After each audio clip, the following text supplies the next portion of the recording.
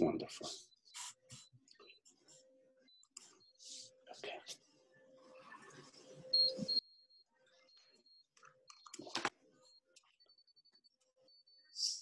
So,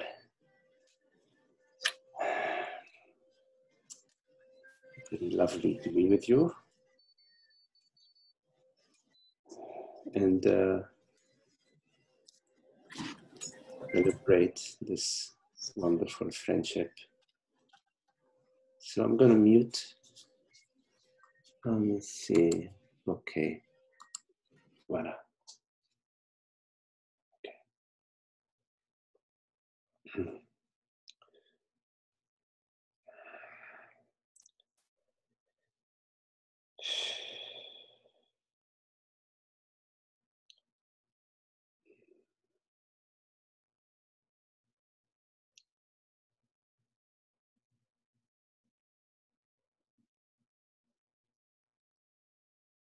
So if we can turn our attention inward or close our eyes or lower our gaze.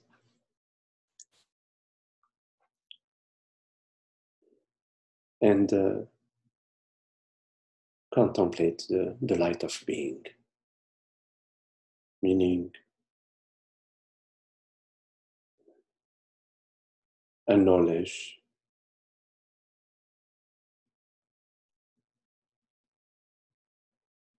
the vibrancy of life, of presence, that is there irrespective of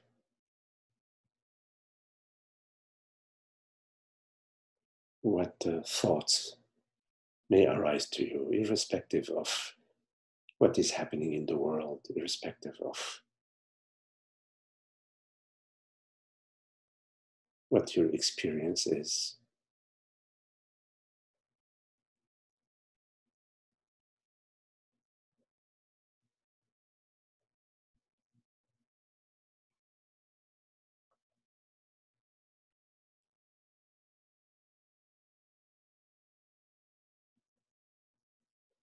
To welcome this wonder.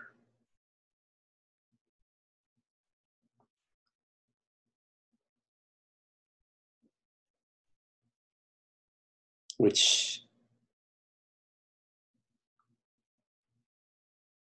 appears to us this moment as this loving friendship.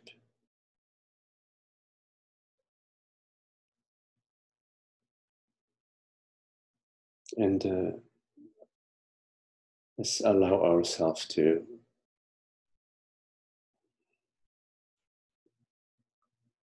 be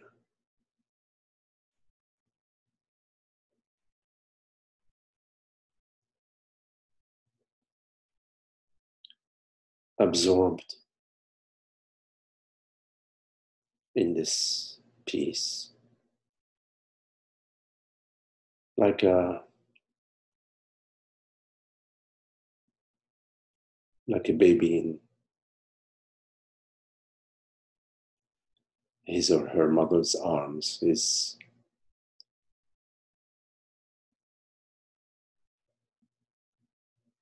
absorbed in her love and her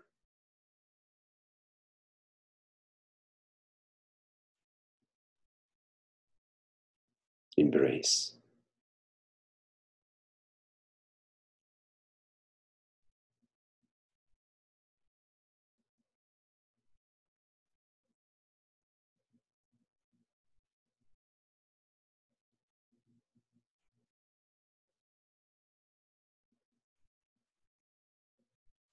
We are here together because we recognize a love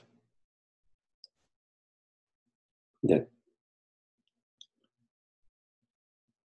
is bigger than our person.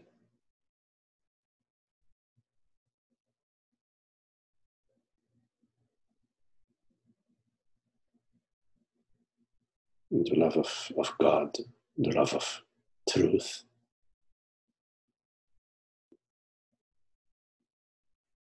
That It goes way beyond the capacity of the mind to comprehend.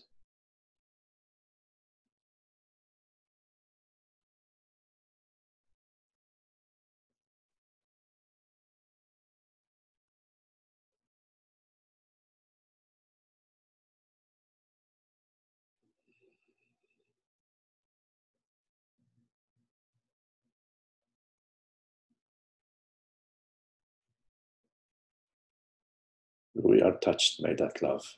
We are touched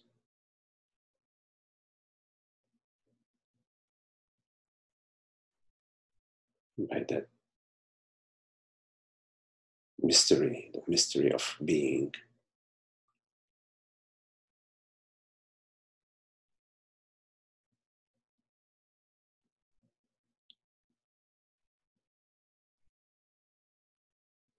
Which invites us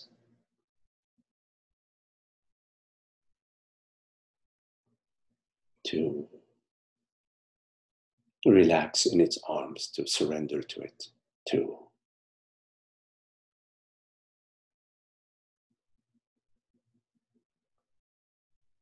soak into it, and to recognize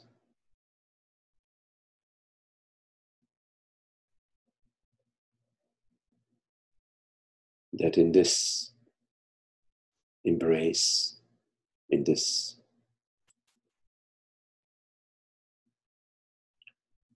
loving meeting of myself,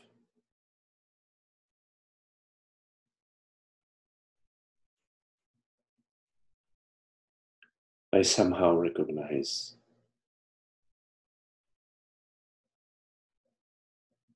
all of you and everyone as myself.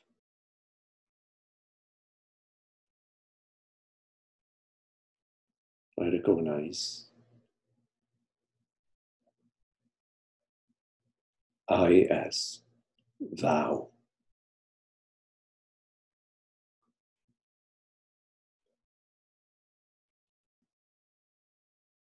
and I as it,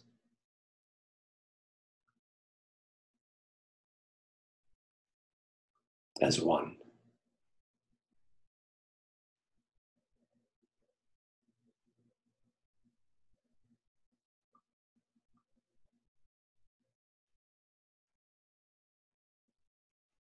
I dissolve in this recognition,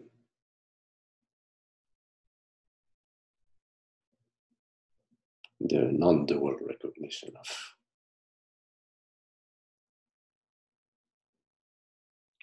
our wholeness, our intimacy,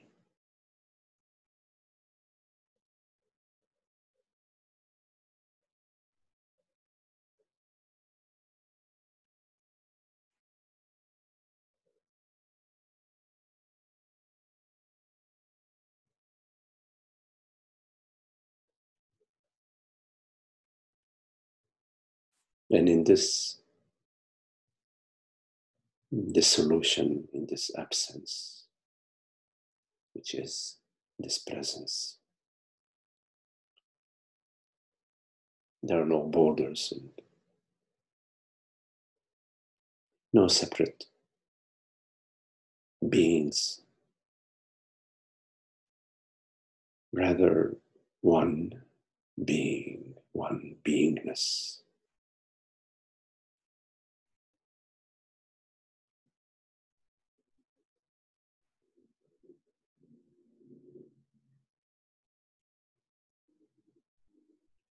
The peace of being, the wholeness of being.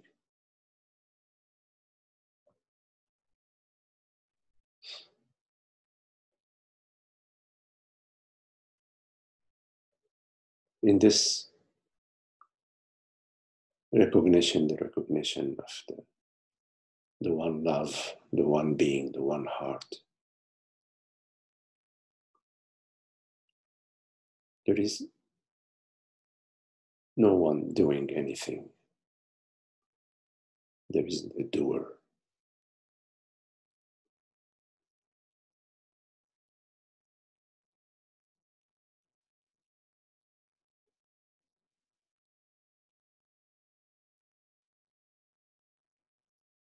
There isn't a personal intention.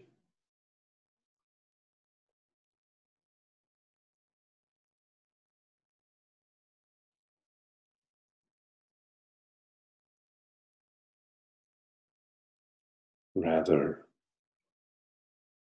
the mind is blown by God's creativity, the recognition of God's infinite being, infinite creation.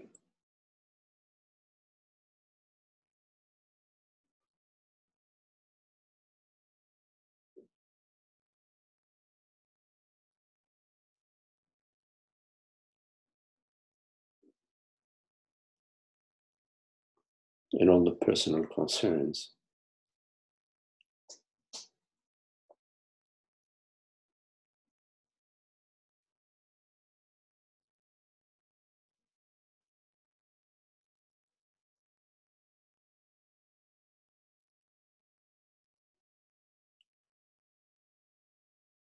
are absent.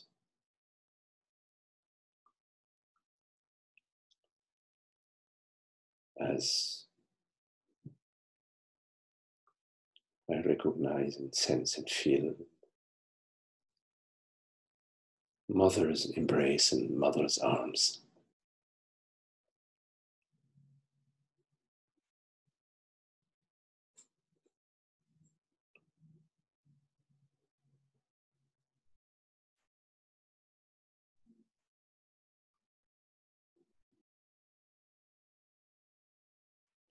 The mind comes to stillness,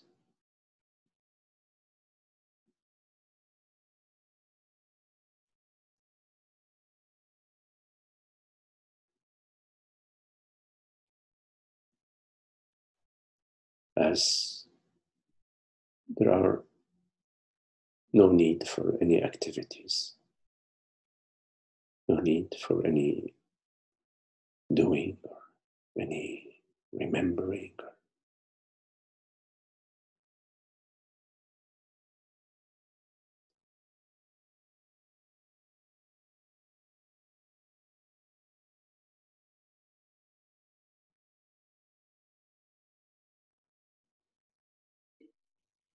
Are you ready? Come on. And I know myself as this peace.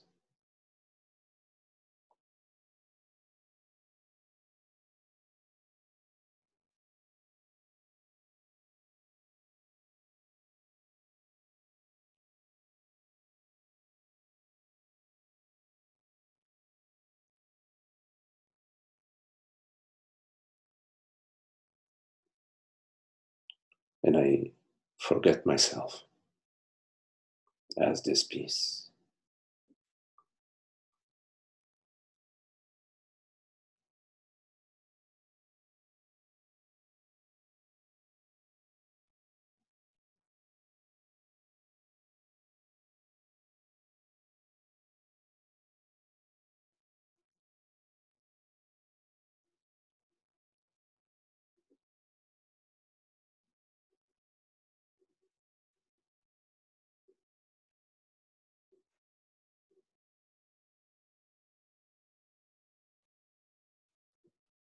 I know I am without any need to remember anything, without the need to do anything. I know I am. And that I-ness, that I-ness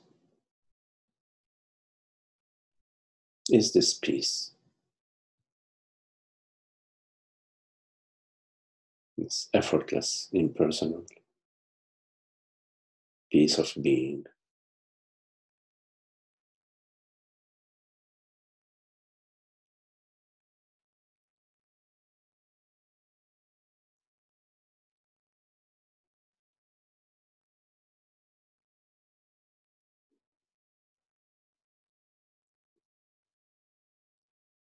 And as that peace,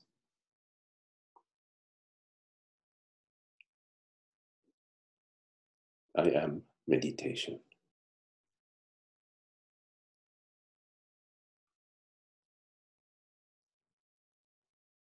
And this I that is meditation is not a person, it's not something, it is everything. And yet it is no thing.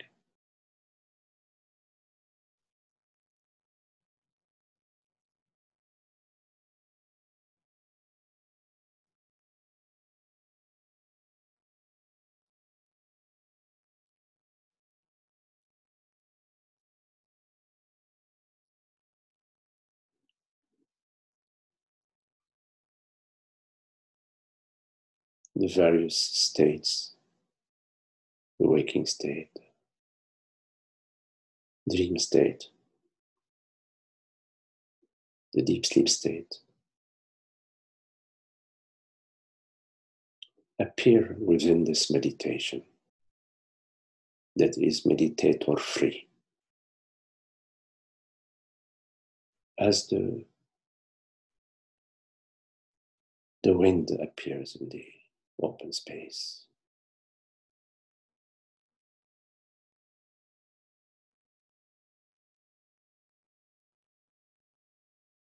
like the rays of the sun shine in so many directions.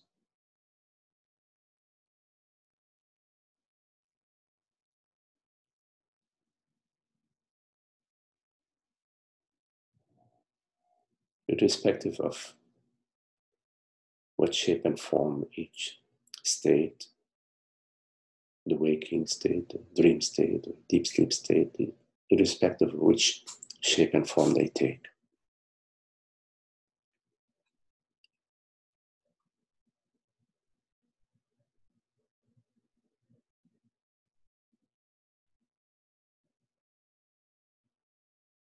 I remain as I am, effortlessly,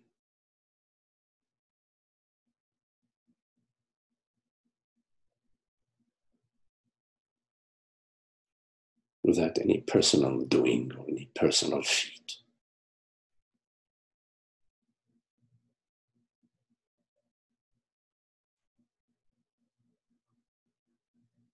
In this moment, you are this open, aware space, impersonal,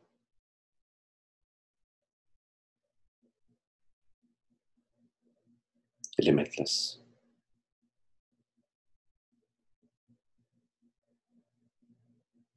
effortless,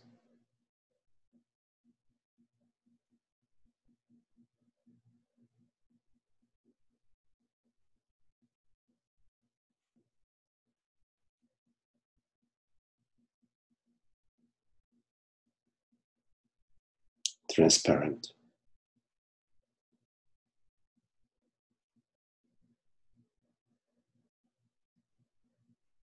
aware, and knowing that it is aware, knowing that it is, and that it knows.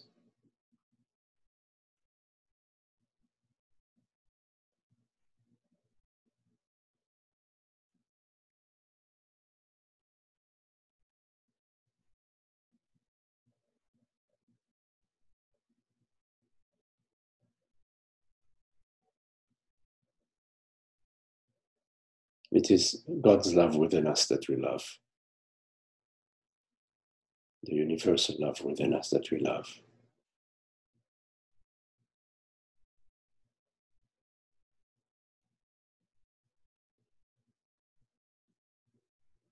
The dissolver of all ailments.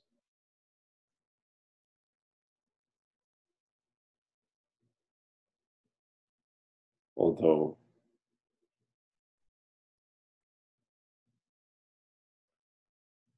in God's being there are no ailments.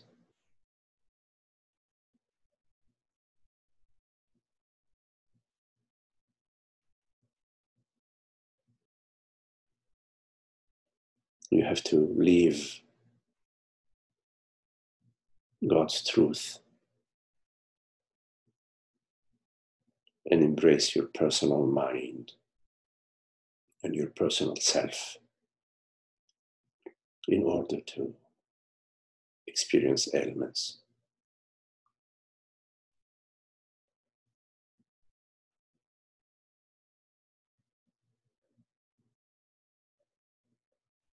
And whenever you turn your attention to the source, to the reality of being,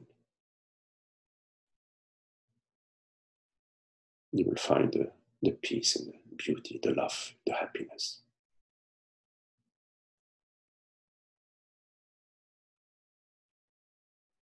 In abundance.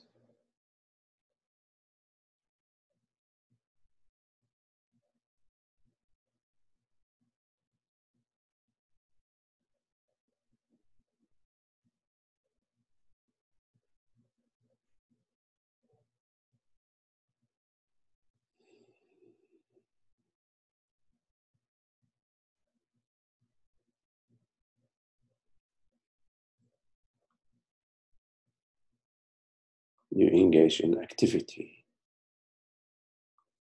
in order to reach passivity.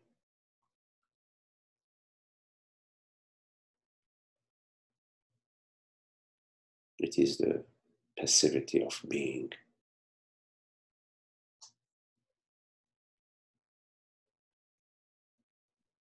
That you actively seek.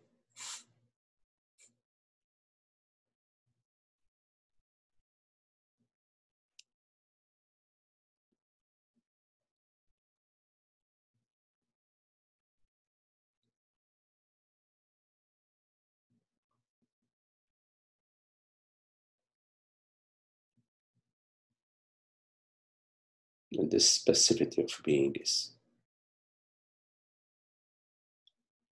lovingly active,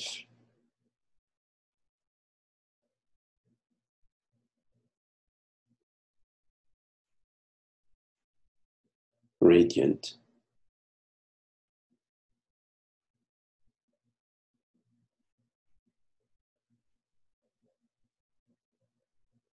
and the radiance comes straight from the source, not from the personal mind.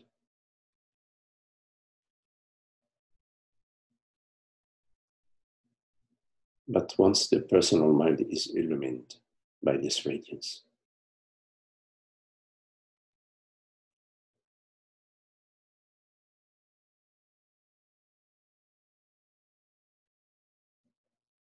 then the personal mind reflects this radiance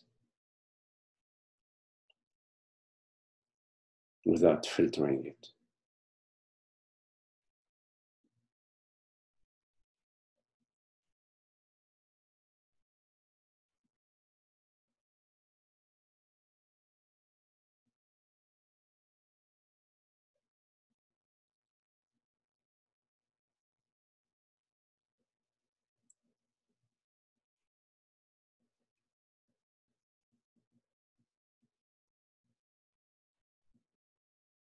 The main filter in the mind is the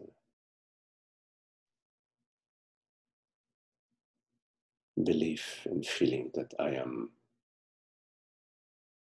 somebody, that there is somebody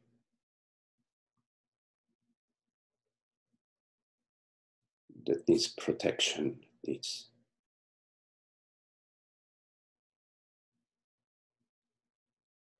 advancement.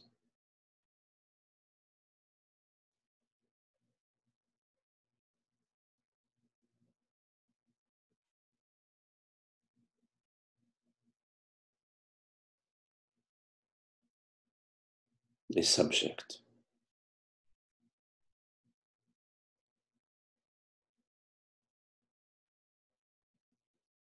a separate subject.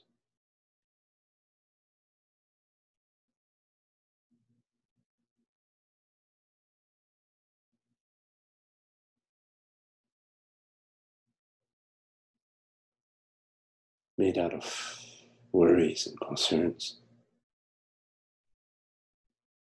hopes, aspirations.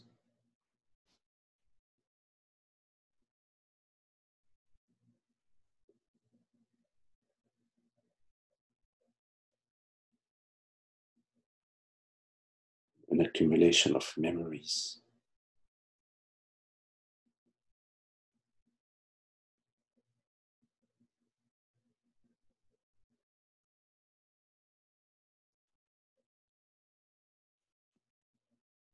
Various beliefs about the world, about others.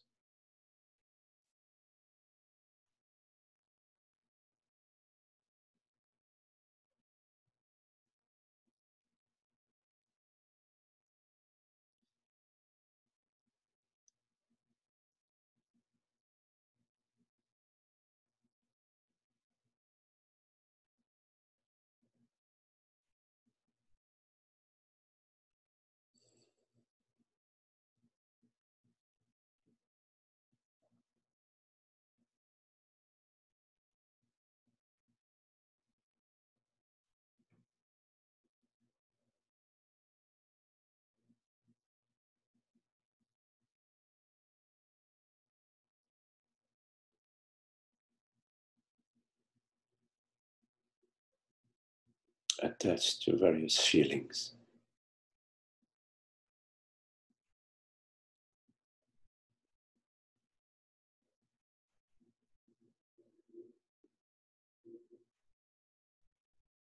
Which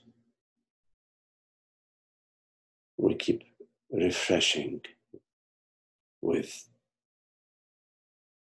thoughts and activities.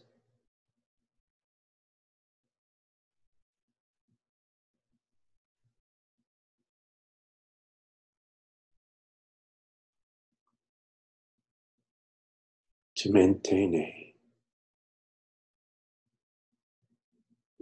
thread, some sort of connection with something.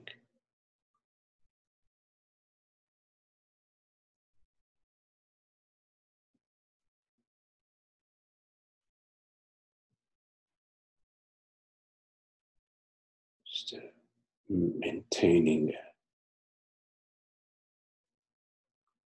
some sense of myself, some meaning.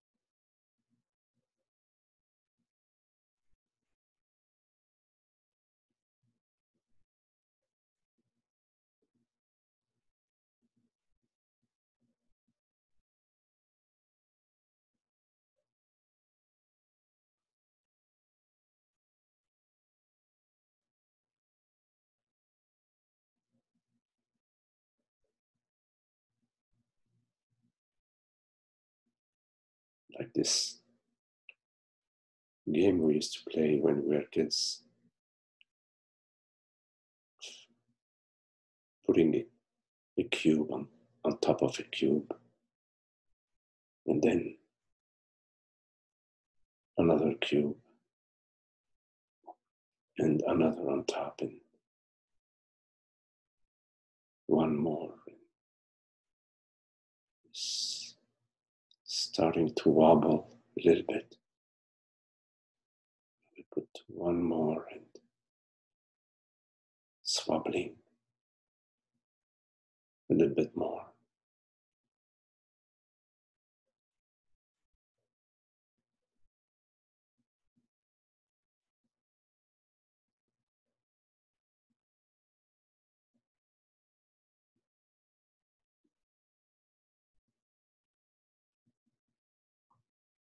What is it in your experience that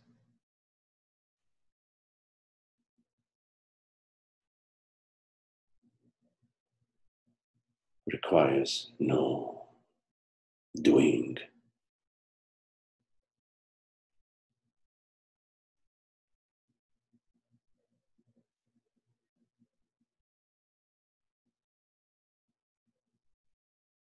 That doesn't require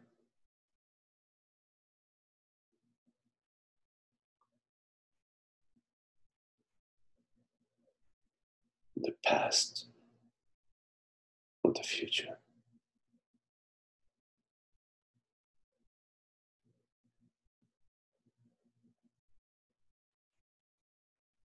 That is free.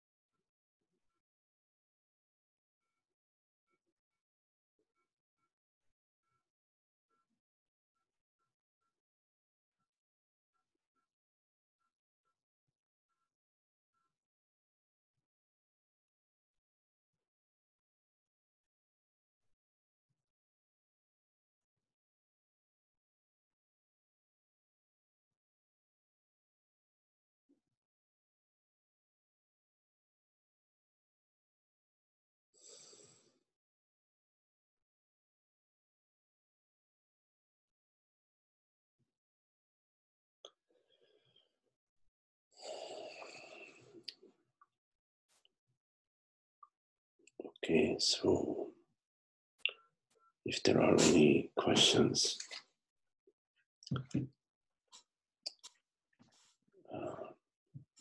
hello, Holger.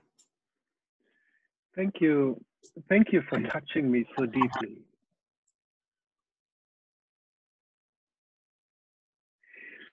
There's really nothing more important for me right now than to just,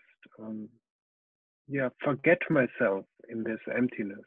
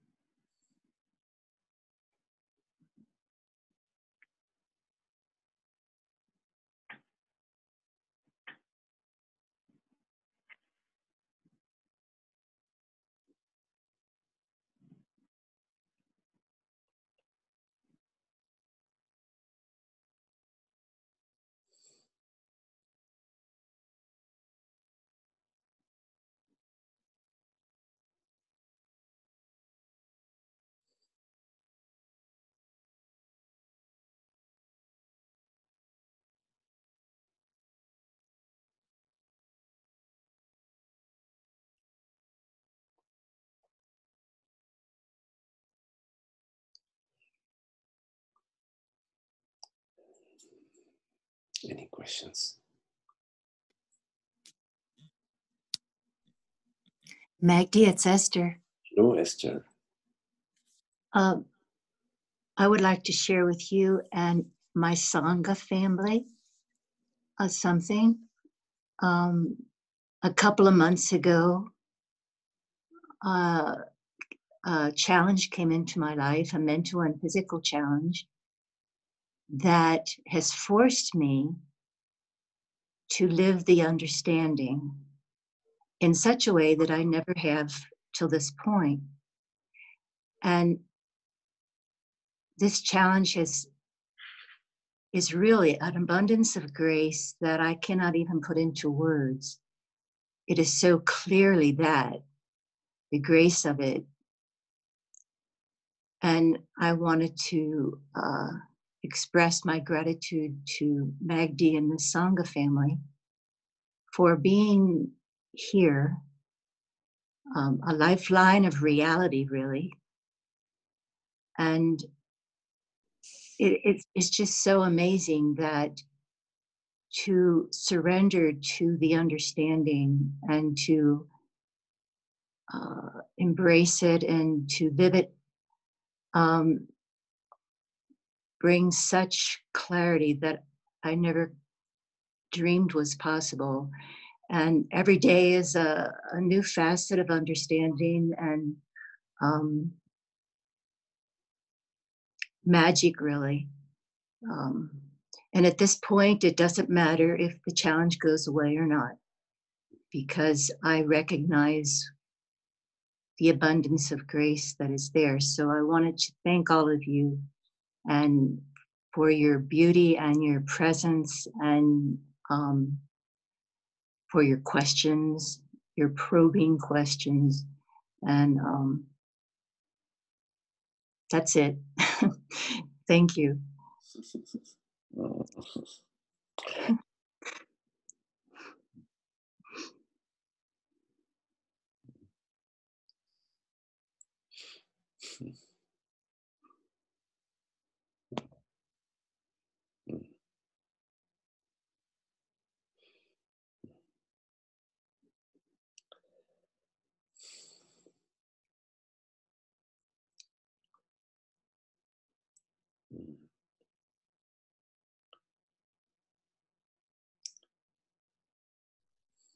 That was beautiful, Esther. Thank you. That's what it's about. The love is so beautiful.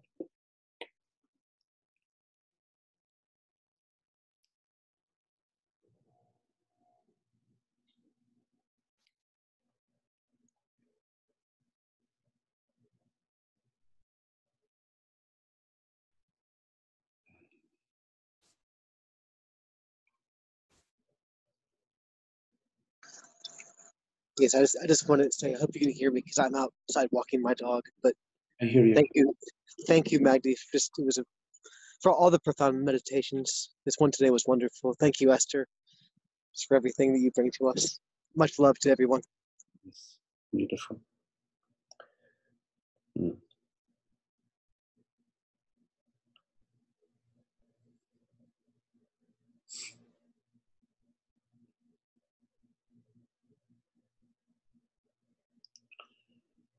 It's like this is time for a group hug or something like that.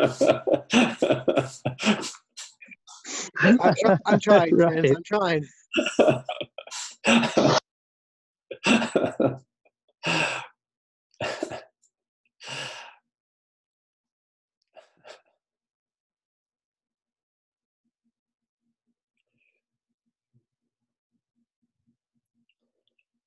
Well,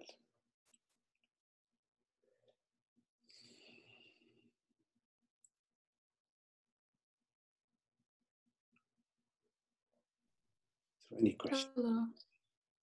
Hello, Anna. So today in the meditation,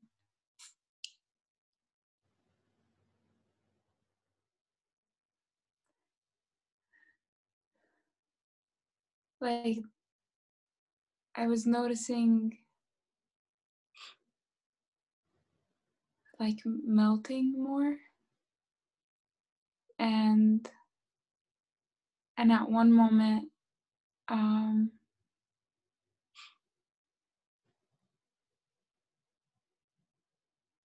like there was fear, and I just came out of it. And then I started thinking about what I need to do, like totally unrelated to the meditation. You're right. And like today was the first time that I've experienced this dissolving. Like sometimes I fall asleep, but yeah, like this was different. Would you address? You talked a little bit about the fear last time.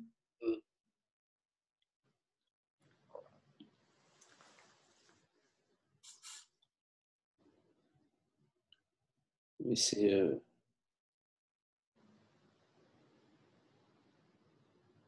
there is an irrational aspect to fear. It's a fear that is based on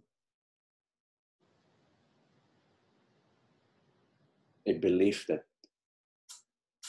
lacks evidence, that has no evidence, the feeling, well, first the belief that there is somebody that I need to protect, and this somebody is myself, that I need to protect. I need to protect I. That there is something out there that can affect I. Of course, we all know to various levels that there are all sorts of things that can affect the body. You can, maybe some foods that you may eat by accident that can make the body ill or uncomfortable. We all know the body has its limitations. But there is this belief that there is something that can affect I, can affect consciousness. That consciousness is, which is I, it is something. We need to protect it. We need to protect consciousness from any possible harm. And this belief that I need to protect, that I am something or somebody that needs protection. This belief is, we feel it. It's in our cells. It's in our muscles. It's in our nervous systems. It's in our energetic field. And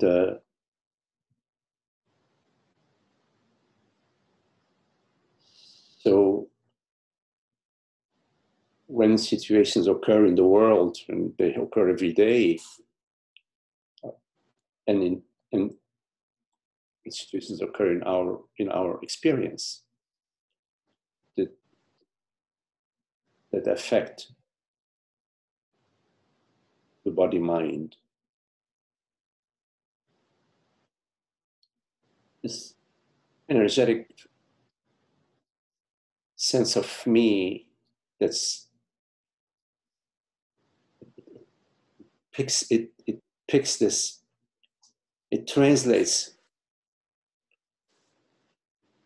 this event, this world or body or mind event, it translates it into an event that's affecting me, I consciousness. It's affecting I, that's affecting me. Yes, there are all sorts of things that affect the body. I mean, the mind, the world, your bank account, your home, your relationships, so many things, the weather, I mean, the weather, thunder, lightning, so many things that can affect this realm of body-mind world. But is it confusion? There is a grave error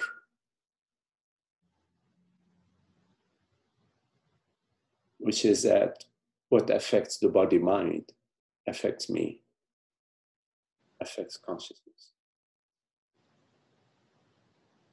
which is referred to as identity, identifying the identity of consciousness, meaning the identity of I, with events, my father, my mother, my job, my partner, my car, my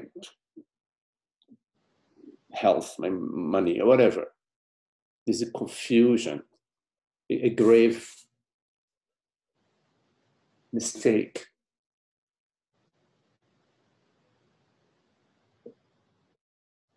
Which leads us to believe that a certain healthy body, healthy mind, healthy world, healthy bank account, healthy relationship is the way. So we strive hard to have really great relationships and great, lot of money, a lot of safety, a home, whatever. We try so hard to maintain as steady, as healthy, as ironclad structure in the world, in the body and the mind, believing that that's how my well-being, this imagined threat to I is thwarted. That this threat to I, which is an imaginary threat because of this mistaken identity, is at the core of our fear. The fear is irrational because it is based on a wrong assumption, a mistaken assumption. The assumption that I is something, is that I, the consciousness, is mortal, is physical, is material, is female, is male, is wealthy, is poor.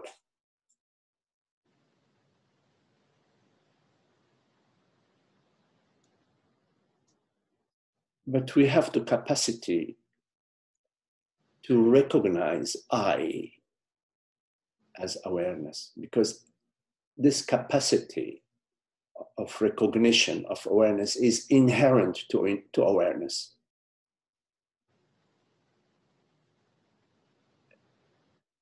It is a simple and easy recognition because it's already there. Awareness knows it is aware. It knows it is awareness. It knows its reality. It knows it is the reality. You simply have to comprehend that you are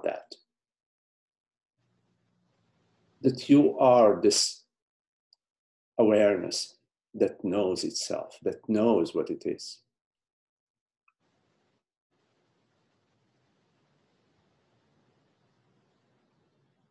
The fear is a vain attempt at vain attempt at protecting an illusion.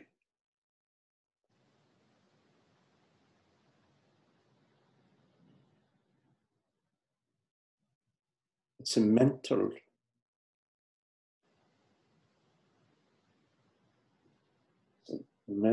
process. Fear is a mental process that has a feeling aspect to it.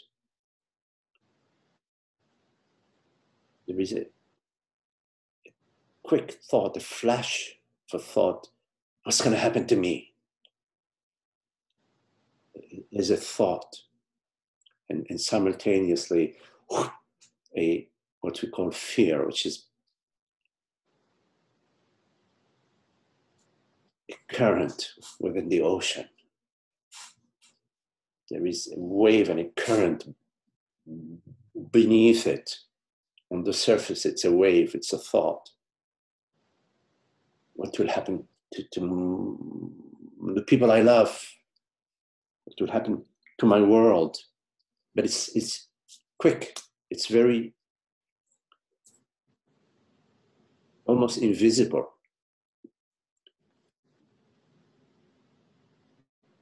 And then the current within the body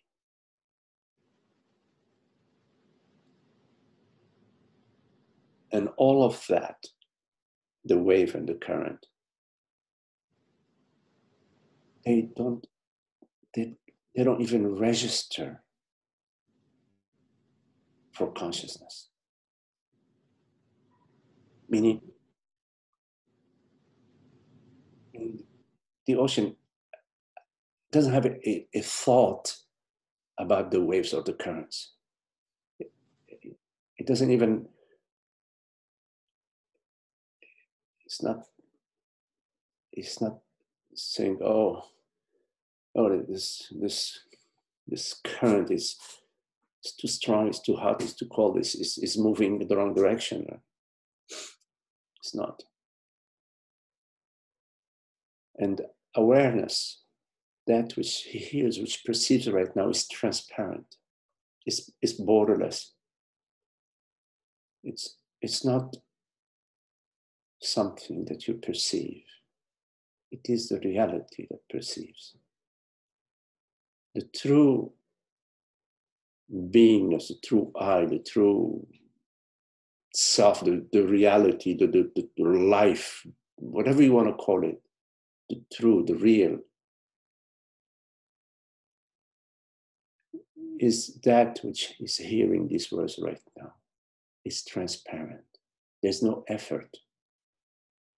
The hearing is not a female hearing or a male hearing or a hearing or a hearing taking place in a bedroom or in the living room or in the kitchen. There is no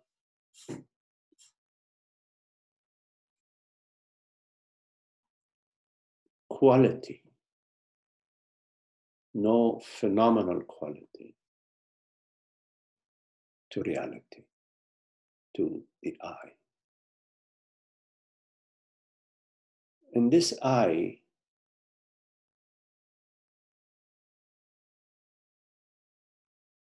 is complete freedom and peace and happiness and joy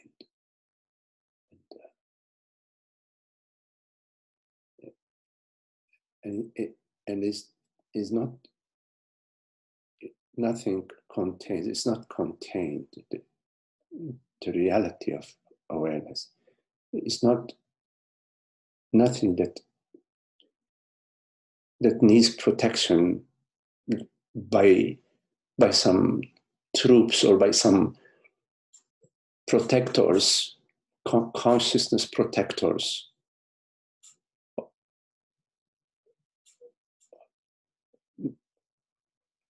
There isn't something else that's outside of awareness, consciousness. Right now, that which you perceive or you sense, you feel, or you hear, thoughts that appear to you,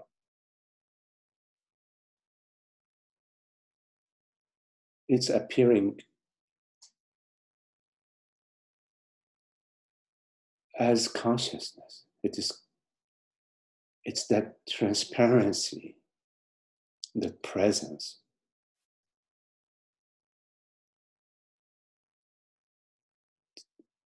It remains transparent and present. And yet there is hearing, there is breathing, there is an image, which are constantly changing. just in the span of a week, a day, how many thoughts, images, memories, sensations, perceptions?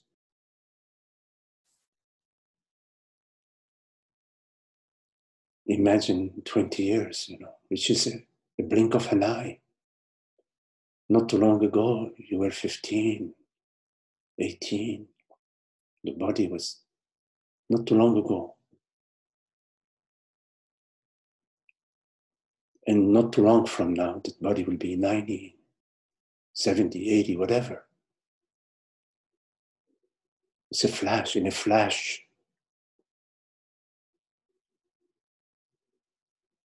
But irrespective of all of that, diverse, the changes, there's so many appearances and disappearances and changes that's occurring in the body, in the mind, the world. Presence, consciousness, I, what I is, remains undivided, indivisible,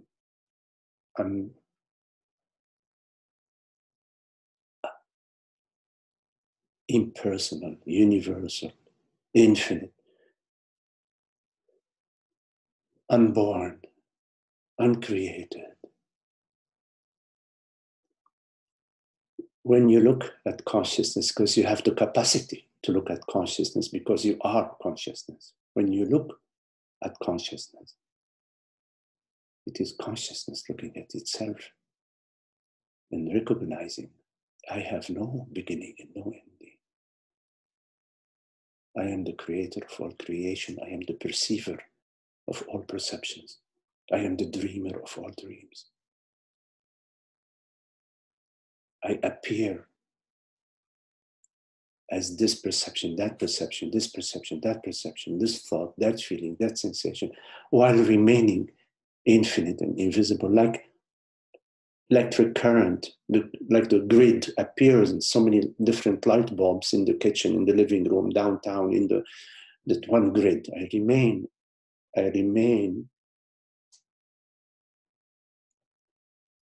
as I am, as this transparent, aware presence, you see. And there is no fear on that level. At that level, I know the freedom of being, the joy of being, the beauty, the love, the wholeness, the totality, the joy. Yes, there are so many things that occur in the world, in the body, the mind, the life, family, the culture.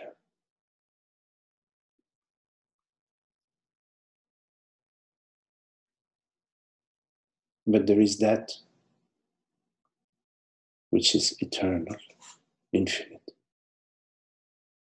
And in the dream, we know it as love, as gratitude, as joy, as freedom, as peace, as wisdom, that's how we know it. And this is our true connection. Our true connection. It's not that, oh, I love your car and I love your grandmother's red couch. No, it's not like that. The true connection is the connection of love. And love doesn't pick and choose, oh, I love you, but you, I don't know. No, it's not like that. That's something else. That's mind. When you feel touched by somebody, you're being touched by the love. And when somebody's touched by you, they're being touched by the love.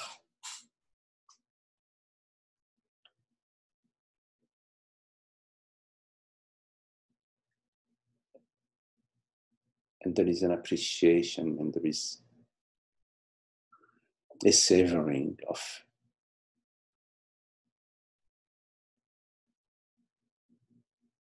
but it's everywhere. Love is is what we are, is consciousness. It's not, we don't have to hold on to. We don't have to be careful not to lose it. So we hold on to this relationship, or we hold on to our beauty, or we hold on to whatever we hold on to. Because then we are separating love as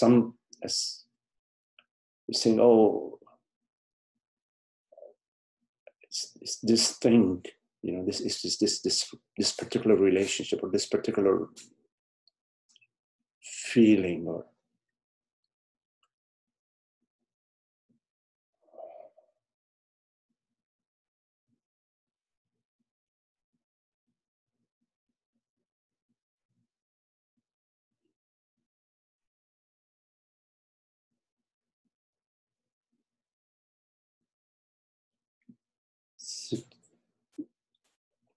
the fear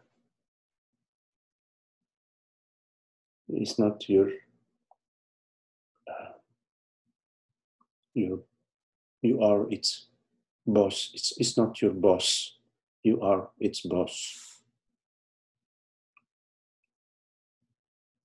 So you can say, okay, fine, okay, good. I appreciate, nice report. Thank you very much. Okay, go back to your desk now, you know. That was a lousy report, you know. Actually, go back to go. Because you are the boss, you are its boss. It's not, everything that appears to you is subordinate to you.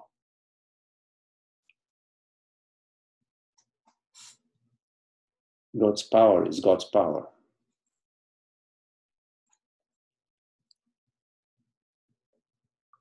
The so-called personal power is a loan from God. You cannot, you have to repay it. You know?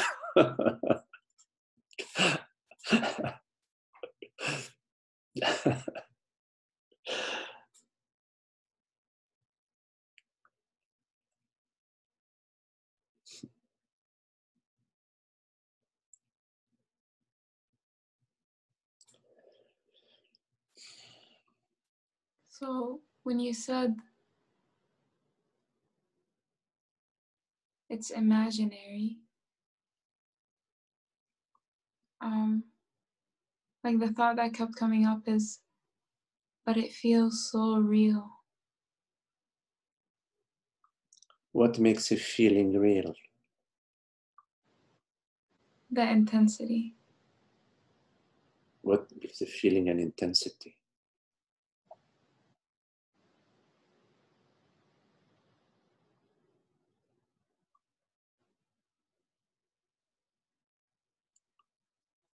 Attention to it, maybe? Or like believing it's... Attention is neutral. Believing it's like important, maybe? Believing it's important. Yeah, I would say believing it's important, which is, you know, your choice. You can, if you believe something is important, it's like, you know, sometimes on the stage you have these lights, you know, these beams of lights. When the star appears on the stage, there is a beam of light that just focuses on the star. Everything is dark, but the star is bright. So yeah, it's a sort of focusing, but I would look in the direction of resistance.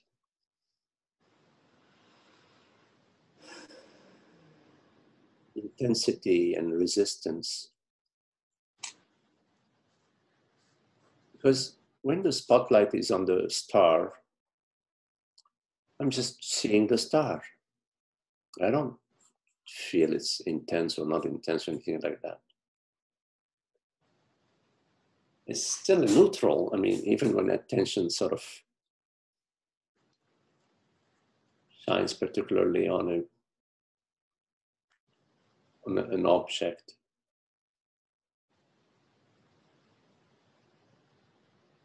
So, but when we are perceiving whatever we are perceiving from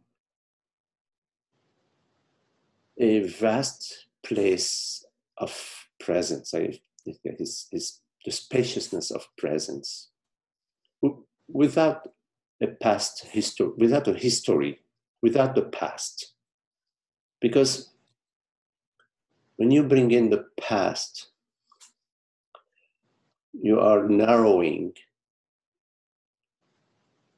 the attention or the presence. You're narrowing it because there are so many conditions, so many conclusions that we've reached from the past, comparisons and judgments.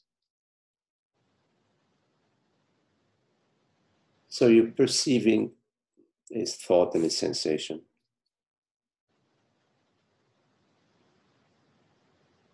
Right? Mm-hmm. What is the issue? I forgot. What's the issue we're talking about? I said, like, it feels so real. And then you said, what makes it feel so real? And then you said that it could be, or you didn't say it that way, but to look at the resistance is what makes it feel so real. Or, and like, the resistance is what makes something feels intense. And then probably start to be a little bit cleaner with your language, with yourself, okay? So when you use the word real, don't use it indiscriminately. Okay? I mean,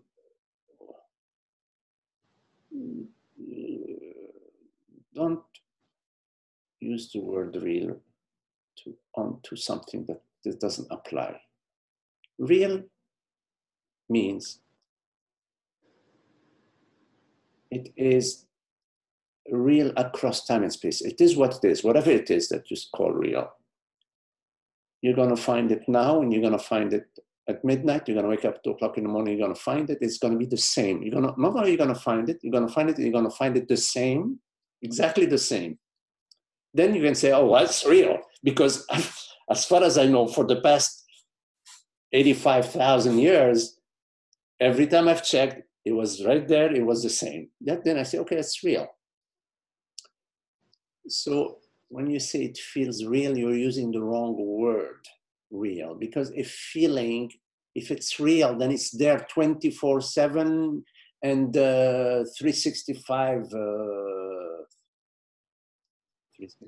a year, and 10 years a decade, and 100 years a century, 1,000 years a millennium, etc.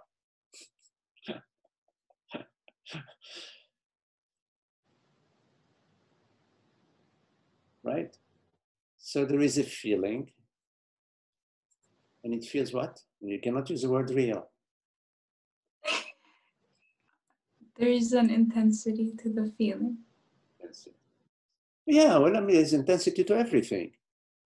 Everything has an intensity. When I turn on, when you go to your gas, you have a gas stove? Yeah.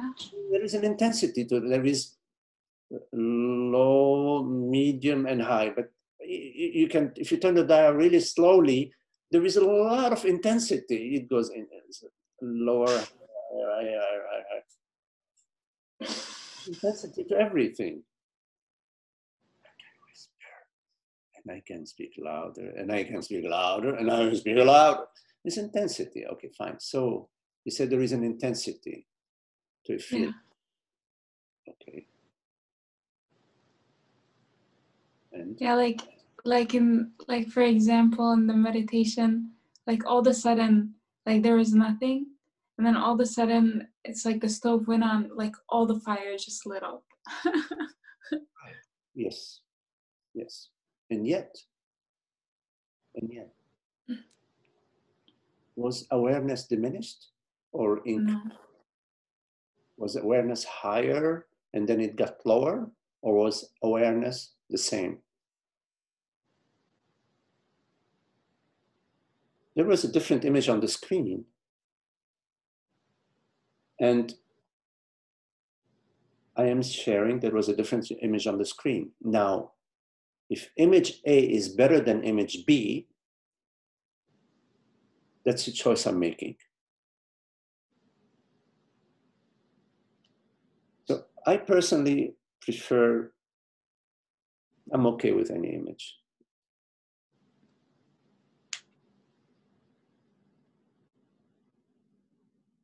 Why? Because my okayness doesn't belong to the image.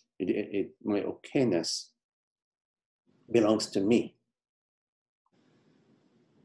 So I'm not going to lend my okayness to an image, right? I'm gonna keep my okayness with myself.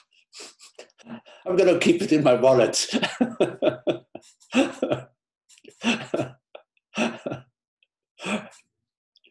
Well, but it seems like image A was like going in the right direction, whereas image B was just like Yes, you could say that. You could say that because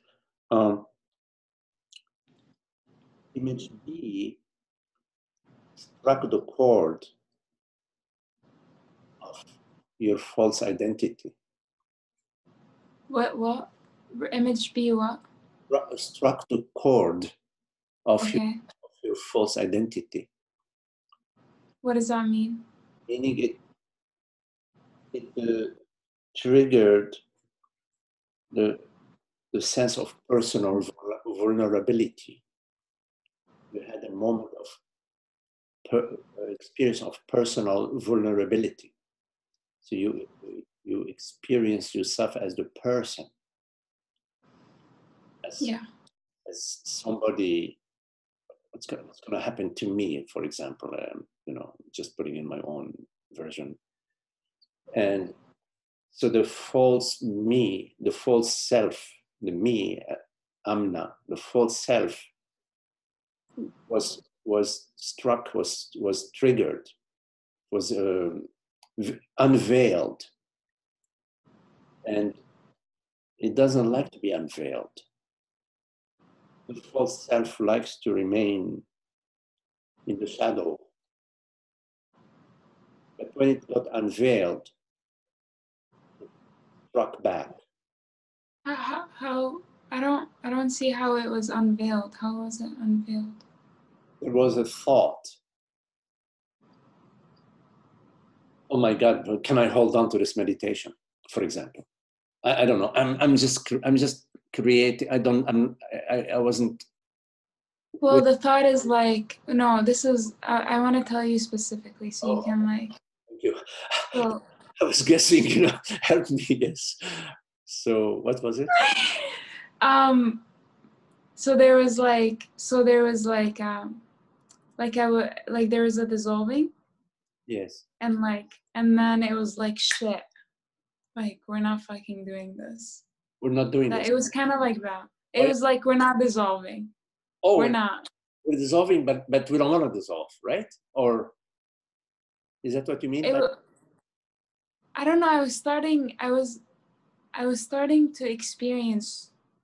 There was like an experience of like this, like no, like no separation. Yes. And then it was like, yeah, it was like shit. Right. And then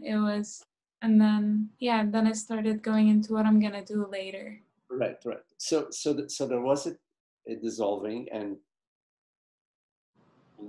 the dissolving, the me, whatever it is, that me structure said, oh no.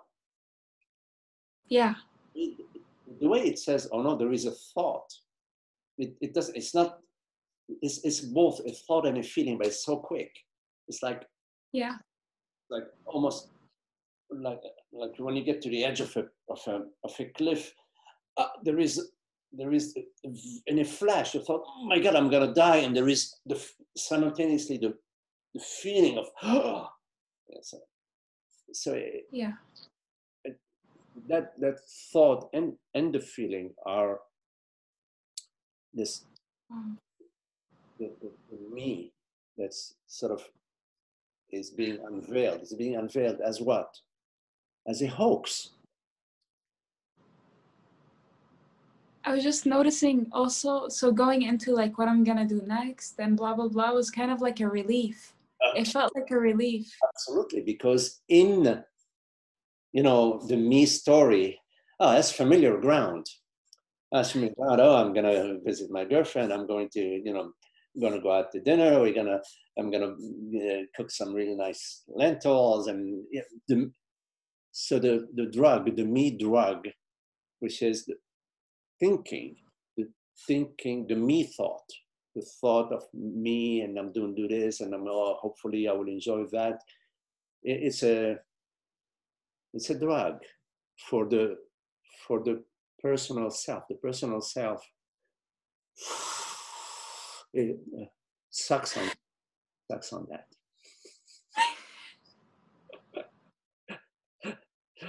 I remember I used to sit in retreats and I could see it. Oh my God, you know, I'm like sitting, don't move, you know, 40 minutes and 40 minutes, start at 6 o'clock at 9 p.m. And oh yeah, I mean, so many things I did in terms of, you know, because there in the thinking about me, my this and that, and then you go into deep memories. When you run out of material, you go deep.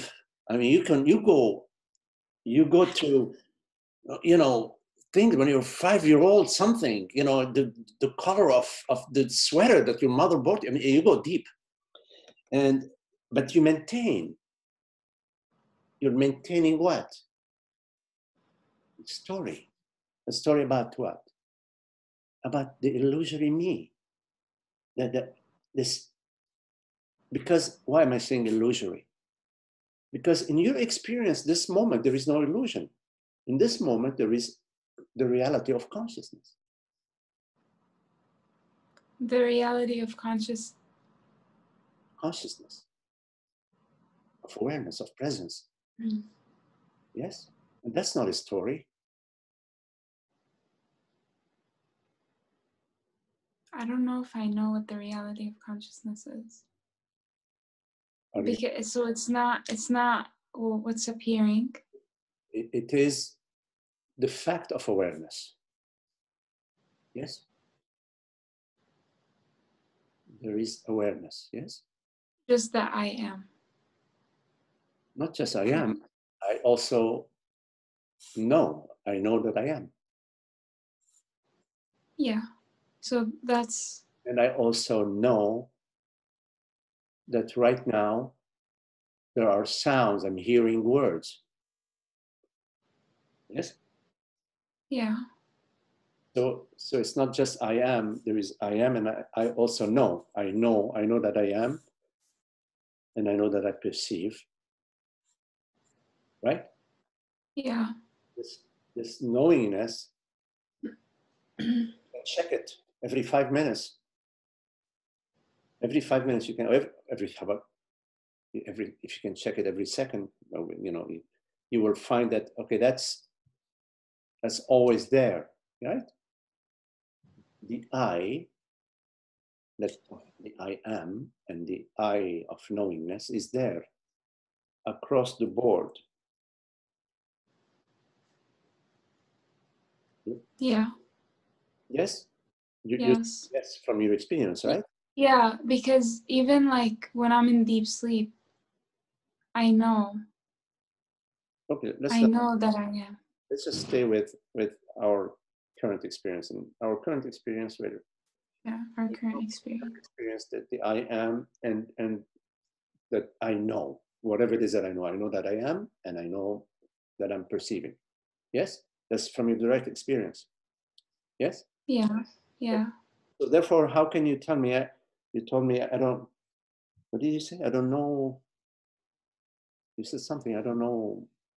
You said the reality of consciousness. I just didn't know what that meant. Well, now you do, right? So the reality of consciousness. Okay, 1 second. Okay. Don't worry about the words I use. You know, the reason I use the word reality, because the reality, you cannot fudge around it. You cannot sneak around it. You cannot, you know, you cannot say, well, yeah, it's more real now, less real later. Reality is absolute. And so I use the term reality. Absolute means you will always find awareness, and you will always find awareness unchanged. And you will always find awareness wherever you are, whatever that is, whatever. Okay, whatever. It's always awareness, right? So there's no messing around. There's no fudging, right? Yes. Yeah. And also, you will always know, if you're interested, that awareness means I.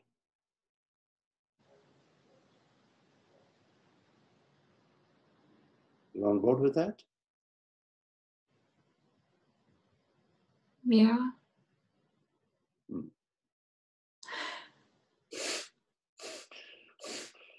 There is sometimes you say yeah, that is like, it's not like a straight yeah, you know, it's awareness. I am aware. What is it that is aware? I. What is it that perceives? I. What is it that knows that I am? I. Yes? Yes. So therefore you can find from your experience that awareness refers to I. Presence refers to I, right? Yes. So when I use the term reality, I'm referring to it's always there. It's absolute. It's not changed or changeable because the weather has changed or because I feel different now. It doesn't matter how you feel. That which perceives the feeling is I awareness is there.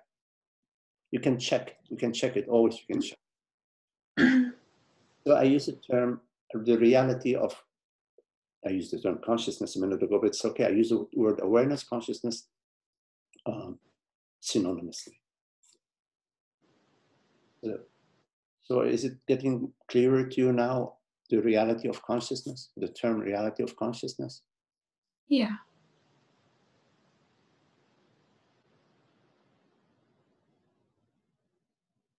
Maybe sometimes the terms, it may take a while for the terms that we use to,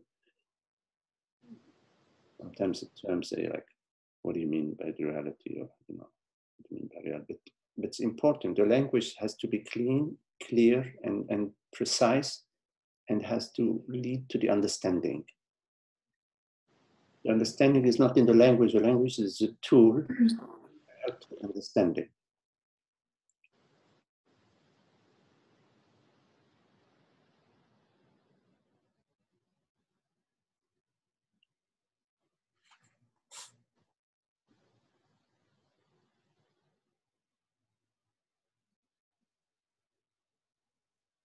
I don't remember what was before that.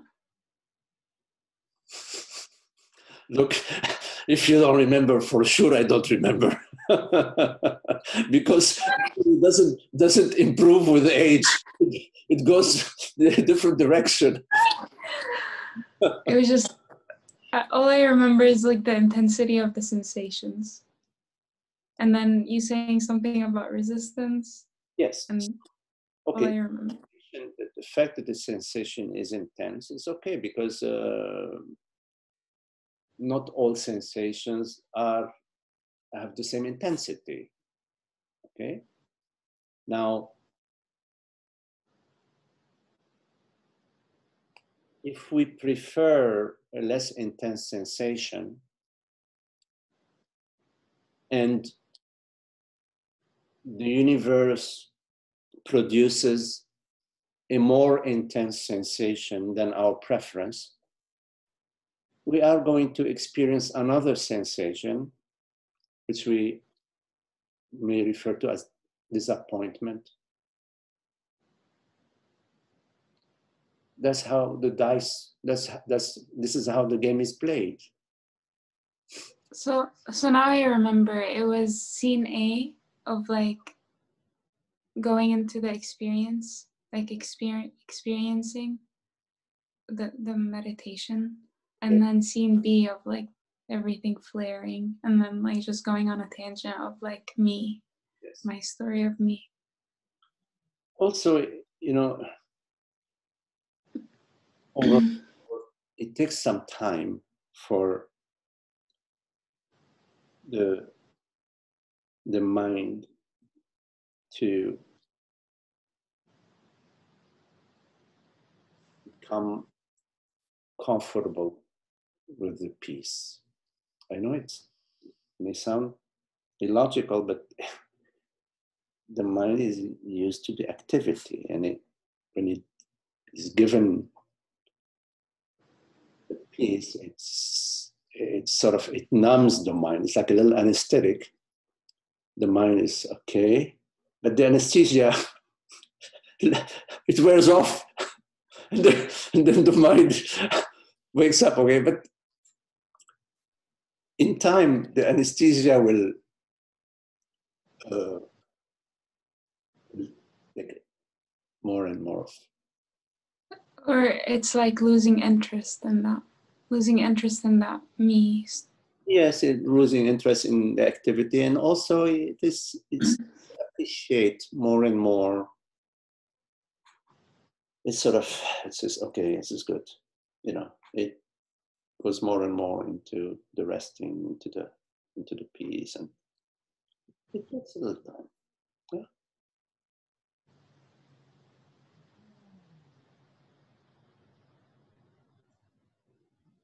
Do you have any suggestions to speed that up?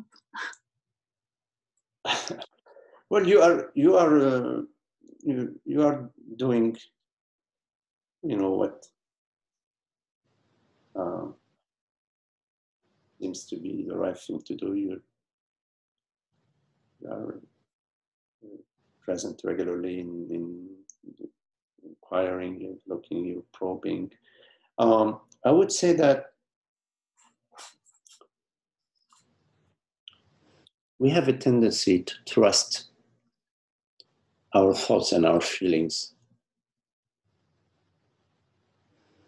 much more than just trusting the peace of being.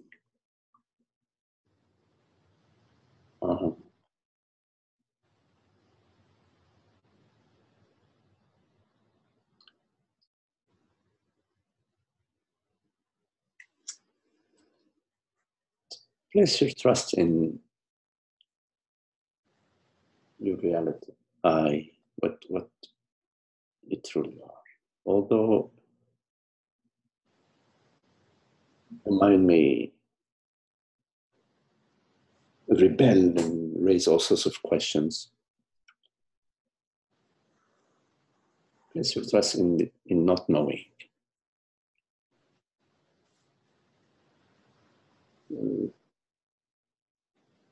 You don't exist in the past or in the future. It is the past that exists in the past and the future that exists in the future, but you don't exist in the past and the future. You exist as consciousness, as the eternity of being.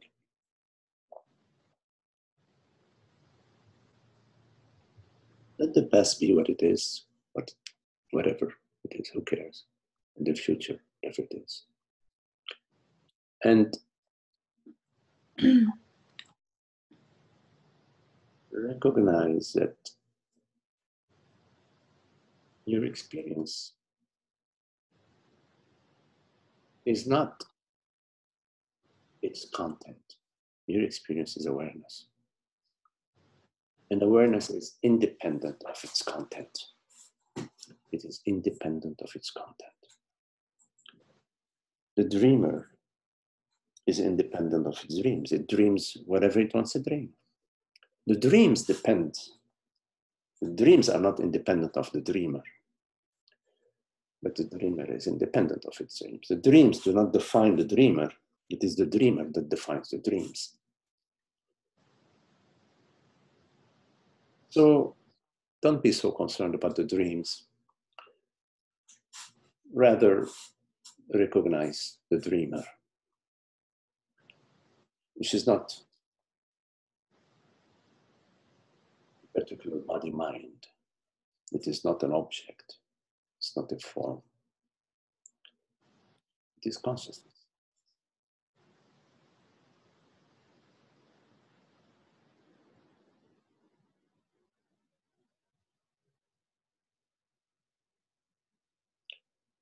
You know, sometimes you are in the sun and you are it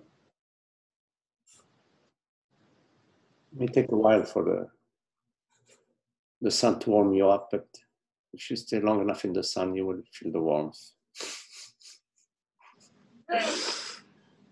Thank you.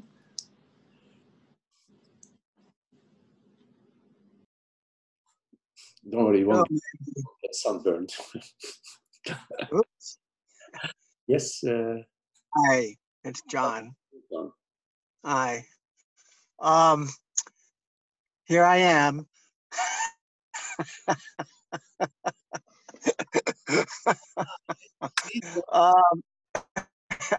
You have video now, huh? You can enjoy me.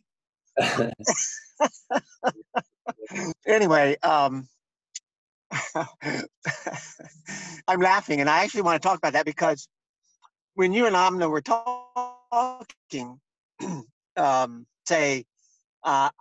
would be lying to say that I'm always there's not a me popping up and what in the language it's called suffering or the future and the past and in the image of me and so forth and so on. And it may be less than it used to be, but and I don't have a goal, or that reinforces me to make sure I don't have any to know I and the image is an image and all that kind of stuff. But the thing is,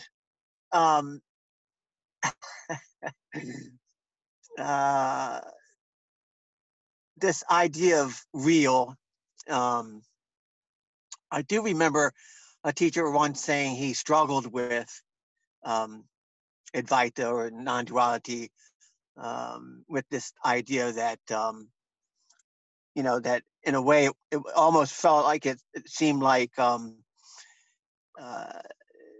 you had to disregard the real, that you couldn't pay attention to it and so forth. Now you don't teach that, and neither does this teacher either. But but sometimes that's a sense of it for me, for a person who doesn't understand the concepts or hasn't maybe even gone through seeing this. I mean, like for instance, what's helped me as a person and also to come to realization sometimes is a lot of times what teachers point to is sort of, you could call it like the neti process, but it's the objects are here and there's consciousness there, but there's a reality, and it's consciousness reality, these things, these sensations, the feelings, and so forth and so on. So those things are there. But what's been very helpful to me has been experience, like you were doing with Amna, experiencing that things are images. Things appear and they disappear. I does not disappear. It never disappears. It just doesn't disappear.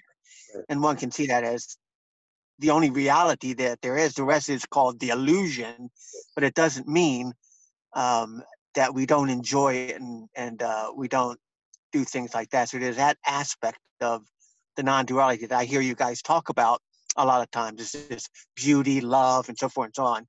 So I was thinking about that when you were sharing, you and Amna were sharing. And when Amna just started cracking up laughing, and then you laughing, and I just cracked up laughing, and because you guys were laughing, and it gets to be so, in with the language and with the ideas and the content, it can be, there can be a lot, and I, it was just a realization there that that for me is always brings me back, because it's that laughing that has no past or future. It's that laughing that's not thinking, I'm not thinking about, I don't want this laugh.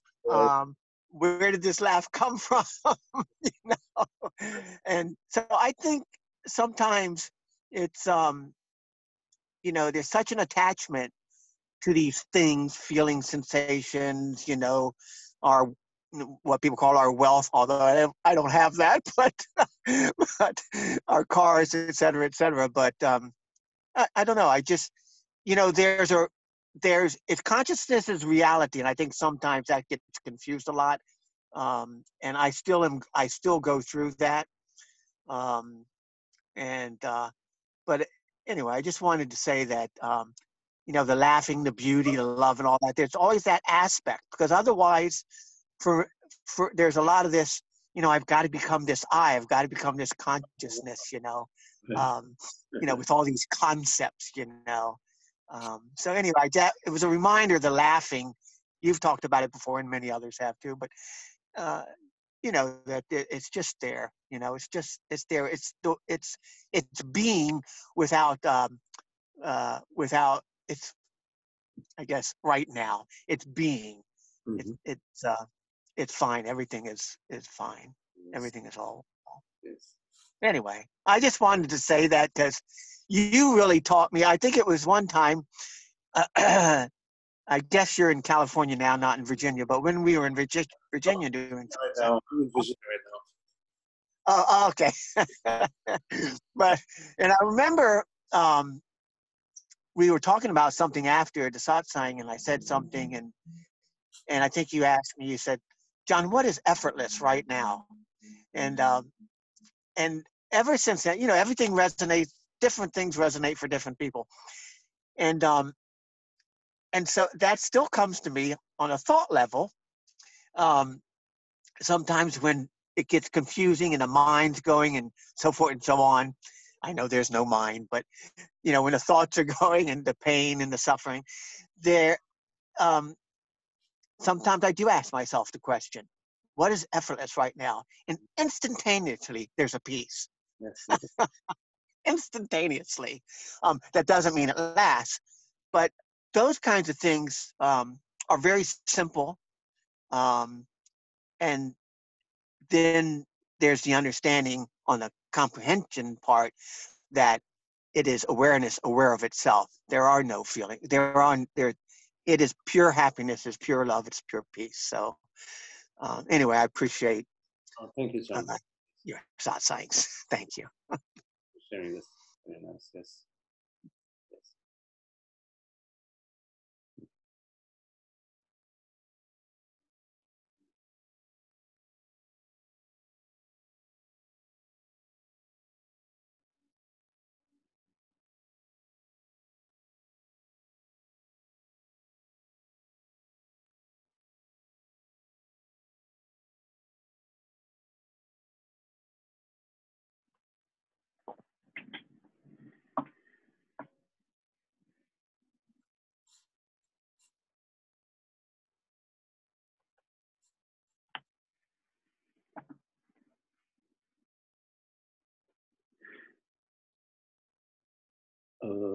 Oh, yes, Holger, yes.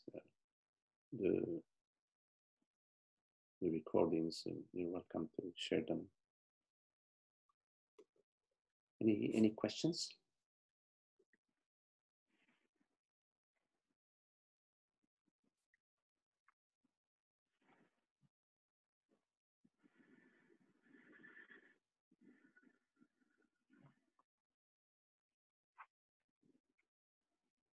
Okay, well, thank you all.